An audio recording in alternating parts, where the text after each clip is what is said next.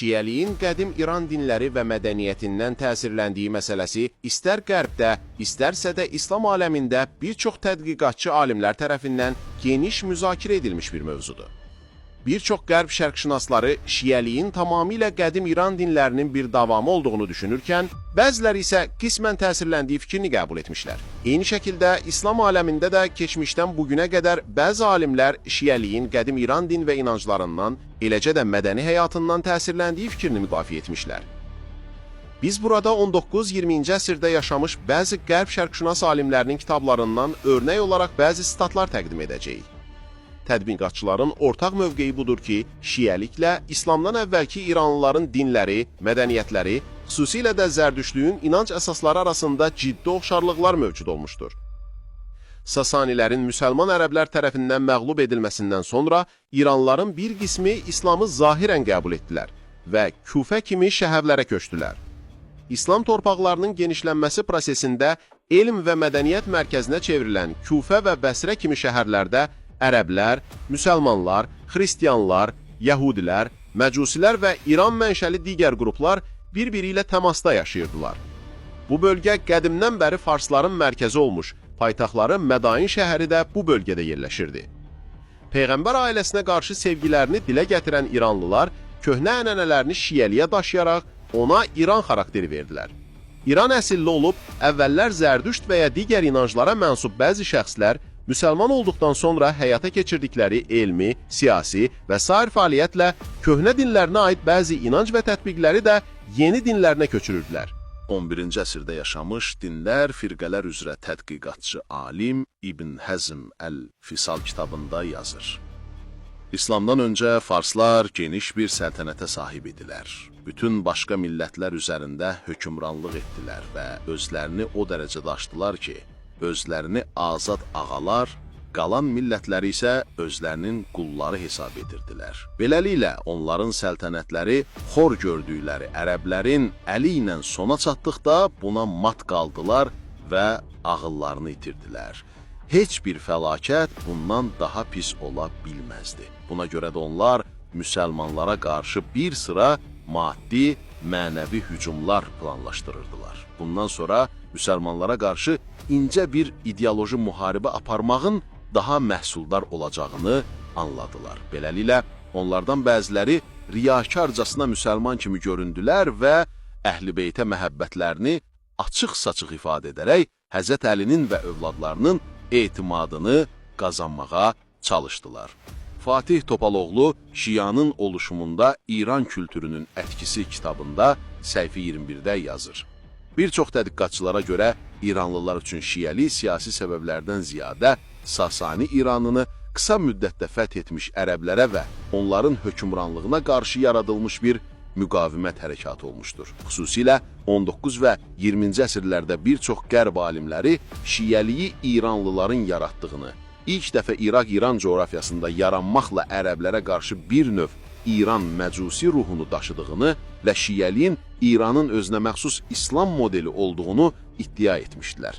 Şərqşünas Avropa alimlərindən Jarrah de Vaux, Reinhard Peter Dozy, Van Vloten, Edward Brown, Brock Gelman, W. Montgomery, Watt Renan kimi tədqiqatçılar bu düşüncəni qəbul edirdilər. Müasir dövrdə İslam alimlərindən Əhməd Əmin, Muhammed Əbu Zəhra, Ömər Tabba da şiəliyi İranlıların qurduğunu qeyd edənlər arasındadır. Reinhard Dozy, Wellhausen şiəliyin təməl olaraq İran mənşəli bir məzhəb olduğunu, şiələrin də qəlblərinin dərinliklərində bunun İran məzhəbi olduğunu bildiklərini qeyd edirdi.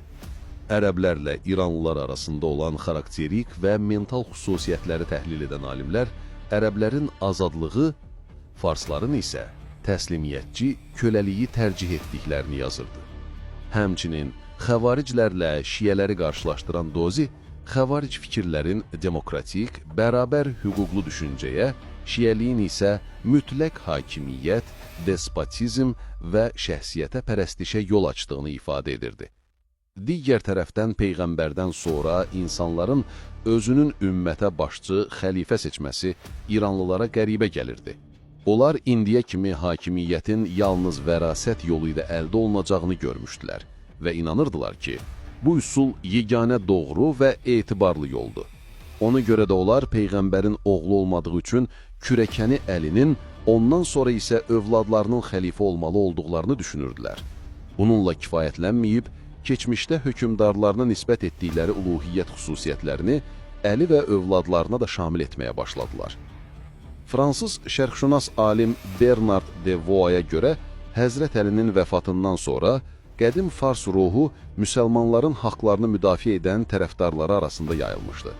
O yazır: Beləliklə, zərdüştülüyün əzilmişlik xəyalları və ümidləri şiə ruhuna hopdu və İranlılar sünni sülalələrə qarşı Əlinin oğlunun ardınca gedərək ərəb zehniyyətinə qarşı öz haqlarını müdafiə etdilər. Həzrət Muhammedin özündən sonra Peyğəmbər gəlməyəcəyini bildirməsi başqa bir inancı, Mehdiliyi ortaya çıxardı. Mehdi inancı Yəhudilərin Məsih inancını xatırlatsa da, ehtimal ki, İran qaynaqlı bir idadır. Bu farslarda zamanın sonunu gətirmək üçün şərə qarşı xeyrin, əhrimən üzərində Hörmüzün qələbəsini təmin edəcək olan Zərdüştün Peyğəmbər oğluna olan inancın bir variantı idi. Əlinin nəslinin qanuni olduğu fikri, gözlənilən Mehdinin məhz onun nəslindən gələn imamlardan biri olacağı doqmasını doğurdu. Le Penseur de l'Islam 5-13-14. Şiəliyin tədricən İran təriqətinə çevrilməsini Hollandiyalı şərqşünas Reinhard Dozi İslam tarixi kitabında səhifə 119-da belə izah edir. Şiəlik tamamilə bir İran təriqəti alına gəlmişdi. İranlılara Peyğəmbər xəlifəsini seçmək işi qəribə və mənasız görünürdü. Onlar hökmranlığın yalnız atadan oğula keçdiyi vərasət prinsipini tanıyırdılar. Onlara görə Peyğəmbərin oğlu olmadığına görə onun kürəkəni xəlifə olmalı idi. Bu düşüncədə olan farsların nəzərində Əlidən başqa bütün xəlifələr qeyri-qanuni idi və qəsbkar hesab olunurdular. Digər tərəfdən, şahlarında uluhiyyət keyfiyyətləri görməyə alışdıqlarından Əli və övladları haqqında da oxşar fikirlər daşımağa başladılar. Əli soyundan gələn imamlara mütləq itayət onların gözündə ən önəmli vəzifə hesab olunurdu. Bir sözlə, imam onlar üçün hər şey idi. Onlara görə imam Tanrının yer üzündə təcəllisi idi və ona köləcəsinə itayət dünya görüşü sistemlərinin təməlini təşkil edirdi. Sitatın sonu. Digər Avropalı şərqşünaslar Van Vloten, Brockelman, Küfədə meydana gələn bəzi şiə düşüncələrinin əsasən İslam öncəsi inancların təsiri ilə ortaya çıxdığını, Əməvi nüfuzu zəiflədikcə xilafətin digər bölgələrinə də yayıldığını qeyd edirdilər. Onların fikrincə, xüsusilə Qulat, yəni ifrat şiə firqələrinin düşüncələrində məcusilik və manixeizm kimi qədim İran dinlərindən alınma bir çox qeyri-İslamı ünsür mövcudu idi. İlk dövrlərdə İslam ordularının uğurlu fətihlər nəticəsində bu fikirlər çox geniş yayıla bilməmişdi. Lakin zaman keçdikcə İslamın zahiri hökmlərinə qarşı İranlıların bir çoxunda soyuqluq yaranmağa və ruhi xoşbəxtlik, saadət hissləri İslamdan kənarda axtarılmağa başlandı. Zehinlərində İranın bəzi keçmiş dini inancları, düşüncələri xatırlanmağa və dirçəlməyə başladı. Bunları müxtəlif xurafatlar və fikirlərlə qarışdıraraq yeni düşüncə və iddialar meydana gətirdilər. Beləliklə, bütün bu ünsürlər şiəlikdə birləşdi və İranın milli şuuru oyanmağa başladı. Van Vloten, Emevi dövründə Arab hakimiyyəti, şiə və Məsih aqidələri üzərinə araşdırmalar kitabında səhifə 50-də belə yazır.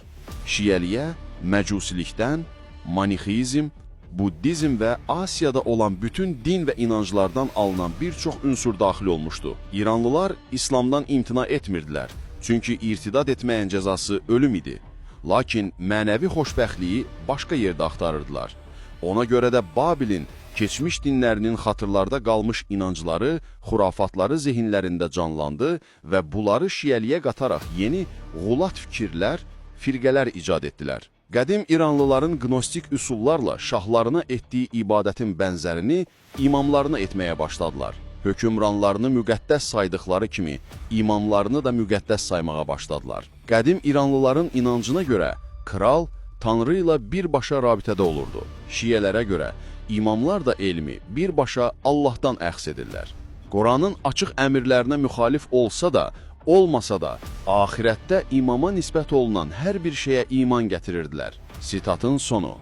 Müxtəlif Qulat Şiə firqələrinin kökündə qədim və müasir İslam tarixçilərinin nəzərinə görə məzdəkilik inancı olduğunu söyləyən Edward Brown, İran ədəbiyyatının tarixi 160-cı səhifədə bu firqələrin etiqad etdikləri təşbih, ricat və tənasuh kimi bir sıra ifrat fikirlərin xüsusilə İran coğrafiyasında yayıldığını əsas gətirərək, belə inancların bu bölgəyə xas olduğunu, yüz illər boyu İranda hakim etiqadlar olduğunu qeyd edirdi.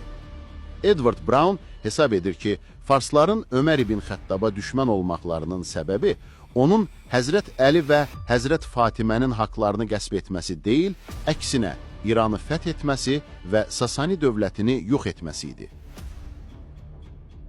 Alman şərqşünas alimi Brokelman, Şiəliyin ilk dövrlərdən etibarən Ərəb hegemonluğuna qarşı İran milliyyətçiliyi zəminində yaranmış bir müqavimət hərəkatı olduğunu iddia etmiş, onun sonralar tədricən müstəqil, özünə məxsus Şiə düşüncəsini icad etdiyini və köklərinin İran mənşəli olduğunu qeyd edirdi.